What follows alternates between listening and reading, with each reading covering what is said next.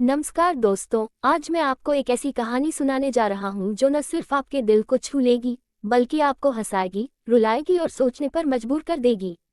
ये कहानी है सुखपुर गांव के एक नौजवान विक्रम सिंह की, जिसकी जिंदगी एक अनोखे त्योहार के कारण पूरी तरह से बदल गई। ये कहानी हंसी, भावनाओं, चुनौतियों और एक गहरे सामाजिक संदेश से भरी हुई है। तो तैयार हो जाए एक लंबे, रोमांचक और भावनात्मक सफर के लिए जो आपको घंटों तक बांधे रखेगा। छोटा परिचय। हमारा देश अपनी विविधता और परंपराओं के लिए जाना जाता है। इसी देश के एक छोटे से कोने में बसा है सुखपुर गांव, जहां हर साल एक अनोखा त्योहार मनाया जाता है, जिसे रूपांतरण उत्सव कहते हैं। ये त्योहार सिर्फ उत्सव नहीं, बल्कि एक परंपरा है जो लोगों को एक दूसरे को समझने और सम्मान करने का मौका देती है। इस उत्सव में गांव के पुरुष महिलाओं के वेश में तैयार होते हैं, साड़ियां पहनते हैं, गहने सजाते हैं, नृत्य करते हैं और पूजा में हिस्सा लेते हैं। इस साल गांव के सबसे मशहूर और बहादुर नौजवान विक्रम सिंह को मुख्य देवी की भूमिका निभानी है। यह एक ऐसी जिम्मेदारी है जो उसके लिए पहले तो असंभव लगती है, लेकिन जैसे जैसे कहानी आगे बढ़ती है वह न सिर्फ इसे स्वीकार करता है बल्कि अपनी जिंदगी का एक नया मकसद भी पाता है। क्या विक्रम इस चुनौती को पार कर पाएगा? क्या वह इस परंपरा के पीछे छिपे गहरे संदेश को समझ सकेगा? और क्या यह अनुभव उसे एक बेहतर इंसान बनाएगा? चलिए इस लंबी और विस्तृत कहानी में कदम रखते हैं और देखते हैं कि सुखपुर की मिट्टी में क्या क्या छिपा है। चेतावनी: इस कहानी के सभी पात्र, स्थान और घटनाएं पूरी तरह से काल्पनिक हैं। इनका किसी भी वास्तविक व्यक्ति, स्थान या घटना से कोई संबंध नहीं है। ये कहानी केवल मनोरंजन, प्रेरणा और सामाजिक जागरूकता के उद्देश्य से लिखी गई है। तो अब बिना देर किए कहानी शुरू करते हैं। अध्याय 1: सुखपुर का जीवन और उसकी परंपरा। सुखपुर कोई आम गांव नहीं था। यह एक ऐसी जगह थी जहां समय धीरे धीरे चलता था और हर दिन प्रकृति के साथ एक नया रिश्ता बनाता था। गांव के चारों ओर हरे भरे खेत फैले थे, जहां गेहूं की सुनहरी बालियां हवा में लहराती थीं। सुबह की पहली किरण जब सुखपुर की मिट्टी को चूमती थी तो ऐसा लगता था जैसे धरती खुद जाग रही हो। गांव के किनारे एक छोटी सी नदी बहती थी, जिसका नाम था सुहानी। इस नदी का पानी इतना साफ था कि उसमें आसमान का प्रतिबिंब साफ दिखाई देता था। गांव वाले कहते थे कि सुहानी नदी सुखपुर की आत्मा है और इसके बिना गांव अधूरा है। सुखपुर के लोग मेहनती और सादगी पसंद थे। यहाँ के घर मिट्टी और ईंटों से बने थे, लेकिन हर घर की दीवारों पर रंग बिरंगे चित्र उकेरे गए थे, कभी फूल पत्तियों के तो कभी पौराणिक कथाओं के दृश्य। गांव का केंद्र था एक पुराना बरगद का पेड़, जिसके नीचे पंचायत बैठती थी और बच्चे खेलते थे। इस बरगद के पेड़ की जड़ें इतनी गहरी थीं कि लोग कहते थे कि यह गांव की नींव को थामे हुए है। सुखपुर की सबसे बड़ी खासियत थी उसकी परंपराएं। यहाँ हर त्योहार को पूरे उत्साह से मनाया जाता था, लेकिन रूपांतरण उत्सव सबसे अलग था। ये त्योहार हर साल बसंत के मौसम में मनाया जाता था, जब खेतों में फूल खिलते थे और हवा में एक मादक खुशबू फैल जाती थी। इस दिन गांव के पुरुष महिलाओं के कपड़े पहनते थे, साड़ियां, चूड़ियां, झुमके, मंगलसूत्र और यहाँ तक कि काजल और लिपस्टिक भी लगाते थे। वे पारंपरिक लोकनृत्य करते थे, भक्ति भजनों पर गाते थे और देवी मां की पूजा में हिस्सा लेते थे। ये परंपरा सिर्फ मनोरंजन के लिए नहीं थी, इसके पीछे एक गहरा उद्देश्य था: पुरुषों को औरतों के जीवन की चुनौतियों को समझने का मौका देना और समाज में लिंग समानता को बढ़ावा देना। कहते हैं कि यह परंपरा सैकड़ों साल पुरानी थी। गांव के बुजुर्गों की माने तो ये तब शुरू हुई थी जब सुखपुर में एक भयानक सूखा पड़ा था। उस वक्त गांव की औरतों ने दिन रात मेहनत करके खेतों को बचाया था, जबकि पुरुष बीमारी से जूझ रहे थे। उस संकट के बाद गांव वालों ने फैसला किया कि हर साल एक दिन पुरुष औरतों की तरह तैयार होंगे, ताकि उनकी मेहनत और बलिदान को याद रखा जाए। समय के साथ ये परंपरा एक उत्सव में बदल गई, लेकिन इसका संदेश वही रहा: सम्मान और समझ। इस साल गांव के बुजुर्गों ने एक बड़ा फैसला लिया। पंचायत की बैठक में कई नामों पर चर्चा हुई, लेकिन आखिर में सबकी सहमति बनी विक्रम सिंह पर।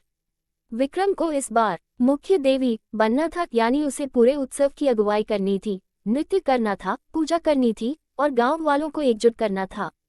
यह एक ऐसा सम्मान था जो हर किसी को नहीं मिलता था, लेकिन जब ये खबर विक्रम तक पहुंची तो उसके पैरों तले जमीन खिसक गई।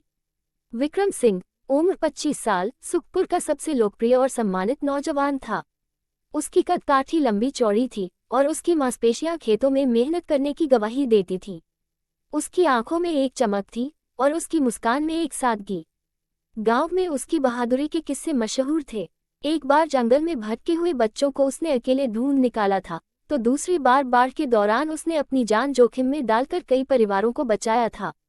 गांव वाले उसे अपना हीरो मानते थे और बच्चे उसे विक्रम भैया कहकर पुकारते थे।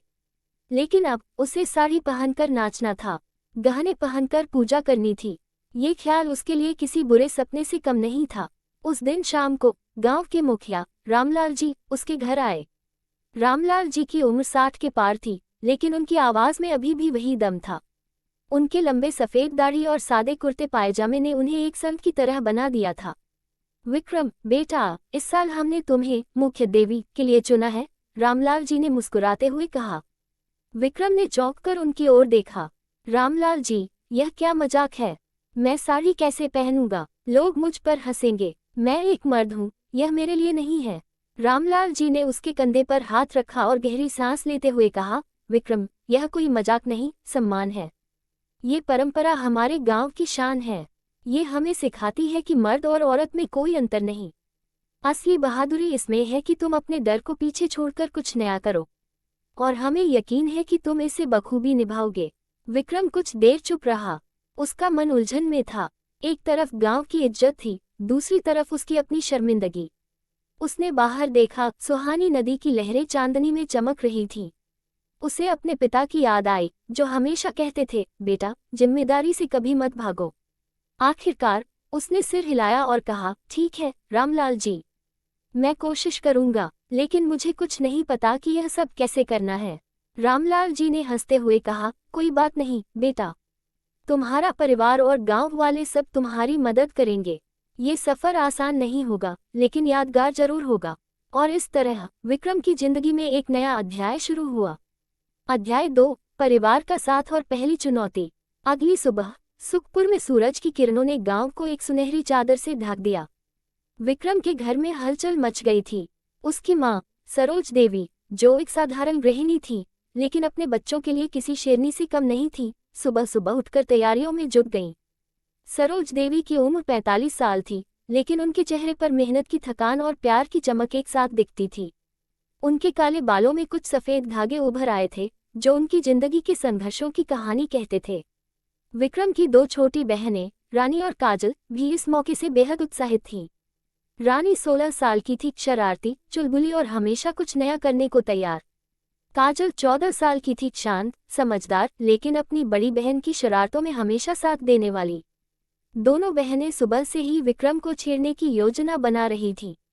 विक्रम बेटा, उठो, आज तुम्हारी पहली रिहर्सल है, सरोज देवी ने प्यार से कहा, हाथ में एक गिलास गर्म दूध लिए। विक्रम ने बिस्तर पर करवट बदलते हुए कहा, माँ, अभी नींद आ रही है। क्या ये सब जरूरी है? हाँ बेटा, ये गांव की इज्जत का सवाल है। और वैसे भी तुम्हारे पिता भी यह करते थे, सरोज देवी ने कहा, उनकी आवाज में एक हल्की सी उदासी थी। विक्रम के पिता हरि सिंह 2 साल पहले एक दुर्घटना में चल बसे थे। हरि सिंह एक सम्मानित किसान थे और गांव में उनकी बात का वजन था। विक्रम को अपने पिता की याद आई। उसने पूछा, माँ, क्या पापा ने भी साड़ी पहनी थी? हाँ बेटा, जब वह मुख्य देवी बने थे तो पूरे गांव ने उनकी तारीफ की थी। उन्हें इस पर गर्व था, सरोज देवी ने कहा, और उनकी आंखों में एक पुरानी याद चमक उठी। ये सुनकर विक्रम को थोड़ा साहस मिला। उसने बिस्तर छोड़ा, मुंह धोया और तैयार होने के लिए आंगन में आ गया। आंगन में एक पुरानी लकड़ी की चौकी रखी थी, जिस पर सरोज देवी ने अपनी साड़ियों का ढेर लगा दिया था। यह नीली साड़ी चुनो विक्रम, ये तुम्हारे पिता की पसंदीदा थी, सरोज देवी ने कहा, और एक पुरानी नीली साड़ी निकालकर उसे दिखाई।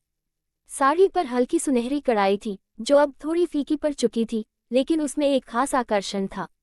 विक्रम ने साड़ी को छुआ और कहा, ठीक है माँ, मैं इसे पहनूंगा, लेकिन मुझे नहीं पता कि यह कैसे पहनते हैं। रानी, जो पास ही खड़ी थी, हंसते हुए बोली, भैया, हम सिखाएंगे, लेकिन पहले वादा करो कि तुम चिल्लाओगे नहीं। चिल्लाऊंगा क्यों? विक्रम ने हैरानी से पूछा। क्योंकि साड़ी पहनना आसान नहीं है, काजल ने चहकते हुए कहा। और फिर शुरू हुआ साड़ी पहनने का सिलसिला। रानी और काजल ने मिलकर साड़ी को विक्रम की कमर में लपेटना शुरू किया, लेकिन विक्रम की लंबी कद काठी और उसकी चौड़ी कमर ने इसे एक चुनौती बना दिया। साड़ी बार बार फिसल रही थी और विक्रम उलझ रहा था। यहाँ से पकड़ो भैया, और इसे कसकर बांधो, रानी ने कहा, लेकिन जैसे ही विक्रम ने साड़ी को खींचा, वो फटने की आवाज के साथ थोड़ा सा फट गई। अरे, यह क्या किया? विक्रम ने घबराते हुए कहा। कोई बात नहीं भैया, ये पुरानी थी, हम दूसरी लाते हैं, काजल ने हंसते हुए कहा और एक और साड़ी ले आए, इस बार लाल रंग की, जिसमें चमकीले सितारे बने थे। दूसरी कोशिश में साड़ी ठीक हुई, लेकिन पल्लू संभालना अभी बाकी था। रानी ने पल्लू को विक्रम के कंधे पर डाला, लेकिन वह बार बार नीचे गिर रहा था। एक बार तो विक्रम साड़ी में उलझकर चौकी से नीचे गिरते गिरते बचा। रानी और काजल जोर जोर से हंसने लगी। हंसो मत, मदद करो, विक्रम ने झेपते हुए कहा। ठीक है भैया, आप ध्यान से देखो, काजल ने कहा और उसने धीरे धीरे पल्लू को सही तरीके से सजाया। कई कोशिशों के बाद आखिरकार साड़ी ठीक हुई। सरोज देवी ने उसे देखा और कहा, वाह विक्रम, तुम तो सच में एक राजकुमारी लग रहे हो। माँ, मजाक मत करो, विक्रम ने शर्माते हुए कहा, लेकिन उसके चेहरे पर एक हल्की मुस्कान थी। अभी तो शुरुआत थी, अब बारी थी गहनों की। रानी ने अपनी माँ की पुरानी संदूकची खोली, जिसमें कुछ पुराने लेकिन खूबसूरत गहने रखे थे। उसने एक जोड़ी चांदी के झुमके निकाले और कहा, भैया अब ये पहनो। झुमके? नहीं, ये तो बहुत ज्यादा है, विक्रम ने विरोध किया। अरे भैया, बिना गहनों की साड़ी अधूरी लगती है, और वैसे भी तुम्हें मुख्य देवी बनना है, काजल ने कहा। सरोज देवी ने भी हामी भरी। हाँ बेटा, ये परंपरा का हिस्सा है। विक्रम ने एक गहरी सांस ली और कहा, ठीक है, लेकिन अगर किसी ने मुझ पर हंसा तो मैं ये सब छोड़ दूंगा। रानी ने जल्दी से झुमके उसके कानों में पहनाए, फिर एक मंगलसूत्र और कुछ चूड़ियां भी डाल दी।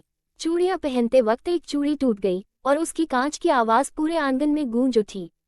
यह क्या हो रहा है? विक्रम ने परेशान होकर कहा। कोई बात नहीं बेटा, ये शुभ होता है, सरोज देवी ने हंसते हुए कहा। अब मेकअप की बारी थी। काजल ने अपनी माँ की पुरानी काजल की डिबिया निकाली और कहा, भैया अब तुम्हारी आंखों में काजल लगेगा। काजल, ये तो हद हो गई। विक्रम ने फिर विरोध किया, लेकिन उसकी बहनें और माँ उसे मनाने में कामयाब रहीं।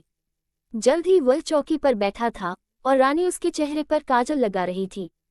काजल लगाते वक्त उसकी आंखों में थोड़ा जलन हुई और उसने मुंह बनाया। ये जलता क्यों है? उसने पूछा। अरे भैया, हम रोज ऐसा करते हैं, थोड़ा सब्र करो, रानी ने हंसते हुए कहा। फिर काजल ने एक पुरानी लिपस्टिक निकाली, गहरे लाल रंग की, जो उसकी माँ की शादी की थी। उसने धीरे से विक्रम के होठों पर लगाई। जब काम पूरा हुआ तो सरोज देवी ने उसे एक छोटे से आईने में दिखाया। विक्रम ने खुद को देखा और चौंक गया। उसका चेहरा एकदम बदल गया था, उसकी आंखें काजल से बड़ी और चमकीली लग रही थीं और उसके होंठ लाल रंग से खिल उठे थे। मैं सच में अजीब लग रहा हूँ, उसने कहा। नहीं भैया, तुम बहुत सुंदर लग रहे हो, शायद कोई लड़की तुमसे शादी का प्रस्ताव भी ले आए, काजल ने मजाक किया। चुप करो तुम दोनों, विक्रम ने झेपते हुए कहा, लेकिन उसे भी अपनी हालत पर हंसी आ रही थी। अध्याय 3, तैयारी के दिन और नई सीख। अगले कुछ दिन विक्रम के लिए अजीब लेकिन मजेदार रहे। उसे न सिर्फ साड़ी पहनना सीखना था, बल्कि नृत्य, गायन और पूजा की तैयारी भी करनी थी। गांव की एक बुजुर्ग महिला, दादी लक्ष्मी, उसे नृत्य सिखाने आई। दादी लक्ष्मी की उम्र 70 साल से ज्यादा थी, लेकिन उनकी चाल में अभी भी एक लचक थी। उनके सफेद बाल एक जूड़े में बंधे थे और उनकी आंखों में एक गहरी समझ झलकती थी। वह गांव की सबसे अनुभवी नृत्यांगना थी और उनकी कहानियां सुनकर बच्चे घंटों तक मंत्रमुग्ध रहते थे। पहली प्रैक्टिस के लिए दादी लक्ष्मी विक्रम के घर आई। आंगन में एक चटाई बिछाई गई और पास में एक पुराना हारमोनियम रखा गया था, जिसे गांव के पंडित जी बजाने वाले थे। दादी लक्ष्मी ने विक्रम को देखा और कहा, विक्रम, नृत्य में सबसे जरूरी है भावना। तुम्हें अपने अंदर की देवी को जगाना होगा। अंदर की देवी? वह क्या है दादी? विक्रम ने हैरानी से पूछा। हर इंसान में एक पुरुष और एक स्त्री दोनों होते हैं।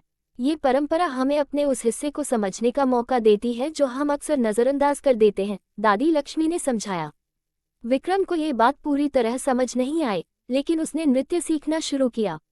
दादी लक्ष्मी ने उसे एक पुराना लोकगीत सुनाया, माँ की चुनरी लहराए रे, और कहा, इसके साथ कदम मिलाओ, हल्के हल्के चलो, जैसे हवा में उड़ रहे हो। विक्रम ने कोशिश की, लेकिन उसके भारी कदमों से नृत्य कम और हंसी ज्यादा हो रही थी। वह साड़ी में उलझ गया और एक बार तो घूंघट समेत जमीन पर गिर पड़ा। पास में खड़े कुछ बच्चे, जो प्रैक्टिस देखने आए थे, ठहाके मारकर हंसने लगे। ये बहुत मुश्किल है दादी, विक्रम ने शिकायत की। हाँ, लेकिन नामुमकिन नहीं। धीरे धीरे सीख जाओगे, दादी लक्ष्मी ने प्रोत्साहित किया। पहले दिन की प्रैक्टिस में विक्रम बार बार गिरा। एक बार उसकी साड़ी का पल्लू हारमोनियम में फंस गया और पंडित जी को उसे छुड़ाना पड़ा। दूसरी बार वह घूमते वक्त चक्कर खाकर बैठ गया, लेकिन दादी लक्ष्मी ने हार नहीं मानी। उन्होंने उसे बार बार उठाया और सिखाया। दूसरे दिन विक्रम थोड़ा बेहतर हुआ। उसने देखा कि जब वह अपने कदमों को हल्का रखता है और संगीत पर ध्यान देता है तो लय पकड़ में आती है। तीसरे दिन उसने पहली बार एक पूरा गीत बिना गिरे नृत्य किया। दादी लक्ष्मी ने ताली बजाकर कहा, शाबाश विक्रम, अब तुम में बात दिख रही है। इसी बीच उसे गायन की भी प्रैक्टिस करनी थी। पंडित जी, जो गांव के संगीतकार थे, उसे भजन और लोकगीत सिखाने आए। पंडित जी की उम्र 50 के आसपास थी और उनकी दाढ़ी में सफेदी छा रही थी। वह हमेशा एक सादा धोती और कुर्ता पहनते थे और उनका हारमोनियम उनकी जिंदगी का हिस्सा था। विक्रम, ये भजन गाओ, देवी माँ की जय हो, पंडित जी ने कहा और हारमोनियम पर सुर छेड़े। विक्रम ने कोशिश की, लेकिन उसकी आवाज शुरू में कांप रही थी। मुझे गाना नहीं आता पंडित जी, उसने कहा। कोई बात नहीं, आवाज में मिठास अपने आप आ जाएगी, पंडित जी ने कहा। कई दिनों की प्रैक्टिस के बाद विक्रम की आवाज में एक नई मिठास आने लगी। उसने देवी माँ की जय हो को इतने सुंदर ढंग से गाया कि पंडित जी भी हैरान रह गए। विक्रम, तुम तो छुपे रुस्तम निकले, उन्होंने हंसते हुए कहा। इन सब के बीच विक्रम को एक नई समझ मिल रही थी। साड़ी पहनकर चलना कितना मुश्किल था। वह बार बार ठोकर खाता था और गहनों का वजन उसे असहज करता था। एक दिन प्रैक्टिस के बाद उसने अपनी माँ से पूछा, माँ, आप ये सब रोज कैसे करती हैं? ये तो बहुत मेहनत का काम है। सरोज देवी ने मुस्कुराते हुए कहा, बेटा, आदत पड़ जाती है, लेकिन हाँ, यह आसान नहीं होता। विक्रम ने सोचा, मैंने कभी इसकी कदर नहीं की। उसे अपनी माँ और बहनों की मेहनत का अंदाजा होने लगा। एक शाम वह अपने दोस्त भानु प्रताप से मिला। भानु उसका बचपन का दोस्त था, पतला, लंबा और हमेशा हंसने वाला। भानु भी इस उत्सव में हिस्सा ले रहा था, लेकिन उसकी भूमिका छोटी थी। विक्रम, ये सब करने में कैसा लग रहा है? भानु ने पूछा। पहले तो बहुत अजीब लगा, लेकिन अब ठीक है। मैं कुछ नया सीख रहा हूँ, विक्रम ने कहा। भानु ने शर्माते हुए कहा, मुझे तो बहुत मजा आ रहा है। साड़ी पहनकर कुछ अलग ही लगता है और मुझे अपनी माँ बहनों की मेहनत का एहसास हो रहा है। विक्रम ने हैरानी से उसकी ओर देखा। सच में, तुम्हें अच्छा लग रहा है? हाँ यार, यह एक मौका है कुछ नया करने का, भानु ने कहा। विक्रम ने सोचा, शायद भानु सही कह रहा है। शायद इस परंपरा में कुछ ऐसा है जो उसे अभी तक समझ नहीं आया। अध्याय 4, गांव की तैयारी और विक्रम का बदलाव। जैसे जैसे त्योहार का दिन नजदीक आ रहा था, सुखपुर में तैयारियां जोरों पर थीं। गांव के हर घर में कुछ न कुछ बन रहा था। औरतें मिठाइयां बना रही थीं, गुड़ की चक्की, तिल के लड्डू और बेसन की बर्फी। बच्चे रंग बिरंगे कागजों से झंडियां बना रहे थे और पुरुष मंदिर को सजाने में जुटे थे। मंदिर के चारों ओर फूलों की मालाएं लटकाई गई थीं और एक बड़ा सा मंच तैयार किया गया था जहां मुख्य कार्यक्रम होने थे। विक्रम की तैयारी भी अब अंतिम चरण में थी। उसे अब साड़ी पहनने की आदत हो गई थी और वह बिना किसी की मदद के इसे पहन लेता था। नृत्य और गायन में भी वह निपुण हो गया था, लेकिन उसके मन में अभी भी एक डर था, लोग उसे इस रूप में देखकर क्या सोचेंगे। एक दिन प्रैक्टिस के बाद वह सुहानी नदी के किनारे बैठा था। सूरज डूब रहा था और नदी का पानी सुनहरा हो गया था। वहां उसकी मुलाकात गांव की एक बुजुर्ग महिला माया चाची से हुई। माया चाची की उम्र 80 के करीब थी और वह गांव की सबसे पुरानी कहानीकार थी। उनकी कमर झुक गई थी, लेकिन उनकी आवाज में अभी भी एक जादू था। विक्रम, क्या सोच रहे हो? माया चाची ने पूछा। चाची, मुझे डर लग रहा है, लोग मुझ पर हंसेंगे, विक्रम ने कहा। माया चाची ने हंसते हुए कहा, बेटा, लोग पहले हंसते हैं, फिर समझते हैं। ये परंपरा हंसी के लिए नहीं, समझ के लिए है। जब तुम नृत्य करोगे, लोग तुम्हारी बहादुरी देखेंगे, न कि तुम्हारी साड़ी। विक्रम ने उनकी बात सुनी और सोचा, शायद चाची सही कह रही हैं। उस रात उसने अपने पिता का एक पुराना पत्र पढ़ा जो उसे उनकी मृत्यु के बाद मिला था। उसमें लिखा था, विक्रम, जिंदगी में कभी किसी चीज से मत डरो। जो लोग हंसते हैं वे बाद में तारीफ करते हैं। ये पढ़कर विक्रम का डर कम हो गया। उसने फैसला किया कि वह इस जिम्मेदारी को पूरी शिद्दत से निभाएगा। अध्याय 5, त्योहार का दिन और नया सवेरा। आखिरकार वह दिन आ गया। सुखपुर रंग बिरंगे फूलों और रोशनी से सज गया था। ढोल नगाड़ों की आवाज हवा में गूंज रही थी। हर घर के सामने रंगोली बनी थी और बच्चे नए कपड़ों में इधर उधर दौड़ रहे थे। मंदिर को इस तरह सजाया गया था कि वह किसी स्वर्ग से कम नहीं लग रहा था। विक्रम को सुबह से तैयार किया जा रहा था। उसकी माँ और बहनें उसे सजाने में लगी थीं। सबसे पहले उसे एक विशेष स्नान कराया गया जिसमें हल्दी, दूध और गुलाब की पंखुड़ियाँ मिलाई गई थीं। स्नान के बाद उसकी त्वचा चमक उठी थी। फिर उसे एक खास तेल से मालिश की गई जिसकी खुशबू पूरे घर में फैल गई। फिर साड़ी पहनने की बारी आई। इस बार उसे एक खास नीली साड़ी दी गई जो गांव की सबसे अच्छी कारीगर शांतिबाई ने बनाई थी। साड़ी पर सुनहरे धागों से कढ़ाई थी और उसमें छोटे छोटे मोती जड़े थे। साड़ी इतनी हल्की थी कि हवा में लहराती थी, लेकिन उसका रंग इतना गहरा था कि वह किसी रानी के वस्त्र जैसी लगती थी। रानी और काजल ने उसे साड़ी पहनाई और इस बार वह बिना किसी परेशानी के तैयार हो गया। फिर गहनों की बारी आई। उसे एक बड़ा सा हार पहनाया गया जो चांदी और मोतियों से बना था। कानों में भारी झुमके, माथे पर एक चमकता टीका और हाथों में सोने की चूड़ियां डाली गईं। उसकी बहनों ने उसके बालों को संवारा और एक लंबी चोटी बनाई जिसमें गुलाब और चमेली के फूल लगाए गए।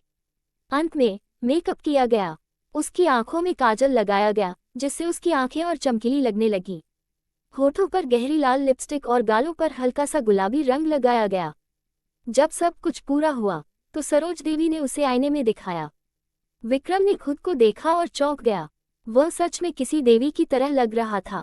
उसका चेहरा एक अलौकिक आभा से चमक रहा था और उसकी साड़ी हवा में हल्के हल्के लहरा रही थी। विक्रम, तुम बहुत सुंदर लग रहे हो, सरोज देवी ने कहा। उनकी आंखों में खुशी के आंसू थे।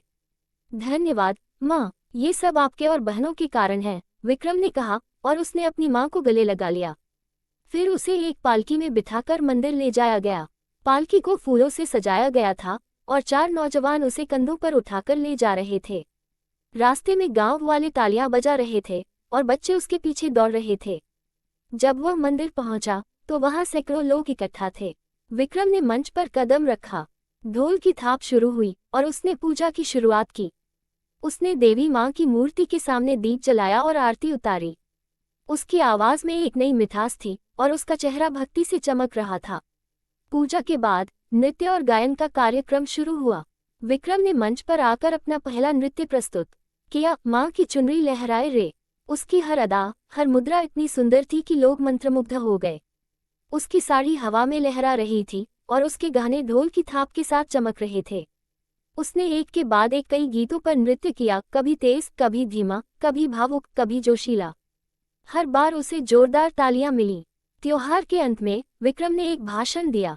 मेरे प्यारे गांव वालों, उसने कहा, जब मुझे ये जिम्मेदारी दी गई थी तो मैं डर गया था। मुझे लगा था कि लोग मुझ पर हंसेंगे, लेकिन इस अनुभव ने मुझे बहुत कुछ सिखाया। मैंने जाना कि औरतें कितनी मेहनत करती हैं, साड़ी पहनकर चलना, गहने संभालना, घर चलाना, ये सब कितना मुश्किल है। ये परंपरा हमें एक दूसरे को समझने का मौका देती है। मैं अब अपनी माँ, बहनों और गांव की हर औरत को पहले से ज्यादा सम्मान देता हूँ। उसकी बातों ने सबको प्रभावित किया। रामलाल जी ने मंच पर आकर उसकी पीठ थपथपाई और कहा, विक्रम, तुमने हमारा सिर गर्व से ऊंचा कर दिया। अध्याय 6, त्योहार के बाद का सुखपुर। उस दिन के बाद सुखपुर में एक नई हवा बही। विक्रम की बातों ने न सिर्फ पुरुषों को सोचने पर मजबूर किया, बल्कि गांव में एकता और समझ को भी बढ़ाया। पुरुषों ने औरतों की मेहनत को ज्यादा समझना शुरू किया। कई नौजवानों ने घर के कामों में अपनी माँ और बहनों की मदद करनी शुरू की। विक्रम ने खुद अपनी जिंदगी में बदलाव लाया। वह अब सुबह अपनी माँ के साथ खेतों में काम करता था और शाम को अपनी बहनों को पढ़ाता था। उसने गांव के स्कूल में बच्चों को इस परंपरा के महत्व के बारे में बताया और उन्हें सिखाया कि लिंग के आधार पर भेदभाव नहीं करना चाहिए। एक दिन वह फिर सुहानी नदी के किनारे बैठा था। माया चाची वहां आई और बोली, विक्रम, अब कैसा लग रहा है? चाची, अब मुझे गर्व महसूस हो रहा है। मैंने बहुत कुछ सीखा, विक्रम ने कहा। बेटा, यही इस परंपरा का मकसद है। तुमने इसे समझ लिया, माया चाची ने मुस्कुराते हुए कहा। विक्रम की कहानी गांव गांव में फैल गई। दूसरे गांवों ने भी रूपांतरण उत्सव को अपनाना शुरू किया। सुखपुर अब सिर्फ एक गांव नहीं था, यह एक मिसाल बन गया था। विक्रम ने खुद को भी एक नए रूप में पाया। उसने जाना कि मर्दानगी का मतलब सिर्फ ताकत नहीं, बल्कि समझ और सहानुभूति भी है। उसने अपने अंदर की स्त्री को समझा और इससे वह एक बेहतर इंसान बना। समापन। तो दोस्तों, ये थी विक्रम सिंह की कहानी नए रंग नए रूप। ये कहानी हमें सिखाती है कि हमें अपने डर और पूर्वाग्रहों को पीछे छोड़कर नई चीजें सीखनी चाहिए। ये हमें बताती है कि सम्मान और समझ से ही समाज आगे बढ़ता है। उम्मीद है आपको ये लंबी और भावनात्मक कहानी पसंद आई होगी। इसे अपने दोस्तों के साथ बांटें और अगली बार फिर मिलते हैं एक नई कहानी के साथ। नमस्ते।